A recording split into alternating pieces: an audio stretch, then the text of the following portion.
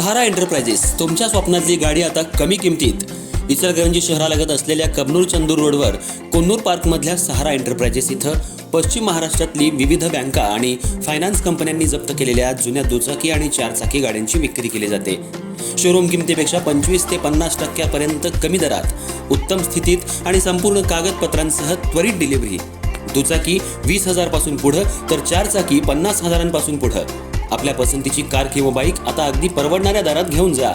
विश्वास, पारदर्शक व्यवहार आणि उत्तम सेवा हेच आमचं वैशिष्ट्य. पत्ता Konnur park, Kabnur Chandur road, Ichalkaranji. Proprietor Rajubhai Ajgar. संपर्क 8055810910 आणि 9860785786.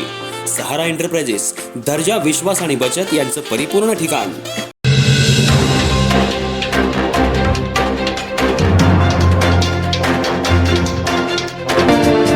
इचलकरंजी शहरातील सांगली रोडला जोडला जाणारा रिंग रोडचा पर्यायी रस्ता राजकारणात अडकला असून कामाचं श्रेय घेण्यासाठी वाहनधारकांना वेठीस धरलं जात आहे.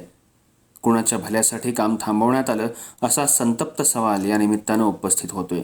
दरम्यान बुधवारी होत असलेल्या महापालिकेच्या सर्वसाधारण सभेत या रस्ते कामावरून खडाजंगी झाली.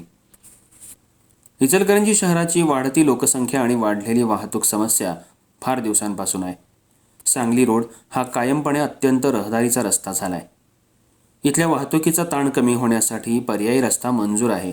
यासाठी शिवसेना जिल्हा प्रमुख रवींद्र माने, खासदार धैर्यशील माने यांनी प्रयत्न करून पालकमंत्री प्रकाश आंबेडकर यांच्याकडे पाठपुरावा करून 1,15,00,000 रुपयांचा निधी मंजूर करून घेतला. कामाची निविदाही झाली. ठेकेदाराला वर्क ऑर्डर देण्यात आली. परंतु या रस्ते कामात श्रेयवाद आडवा आलाय अशी टीका या निमित्तानं सुरू झाली आहे. राजकीय हस्तक्षेप झाल्यामुळं अजूनही या रस्त्याच्या कामाला प्रारंभ झालेला नाही. त्यामुळं महापालिका प्रशासन कुणाच्या तालावरती हलत आहे असा सवाल या निमित्तानं उपस्थित होतोय. सांगली रोड, फॉर्च्यून प्लाझा, इतर शाळा आणि इतर मॉल्स यामुळं नेहमी सांगली रोड गजबजलेला आणि गर्दीचा असतो. त्यासाठी सांगली रोडला एक पर्यायी रोड म्हणून हरीश लाटणे प्लॉट ते रिंग रोड हा रस्ता बळकटीकरणाचा प्रस्ताव पालकमंत्री प्रकाश आंबेडकर यांच्या माध्यमातून नगरोत्थानमधून 1,15,00,000चा निधी मंजूर करून आणण्यात आला. या रस्त्यासाठी खासदार धैर्यशील माने यांनीही प्रयत्न केले. या रस्त्यासाठी निधी मिळाला, टेंडर झालं, पण अद्याप काम सुरू झालं नाही.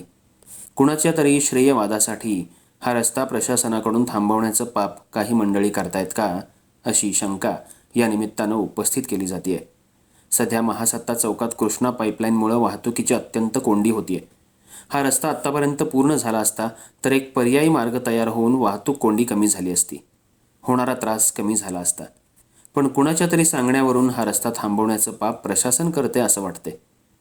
या रस्ते कामासाठी नागरिकांना रस्त्यावर उतरण्याची वेळ प्रशासनानं येऊ देऊ नये अशी माफक अपेक्षा या निमित्ताने व्यक्त होत आहे.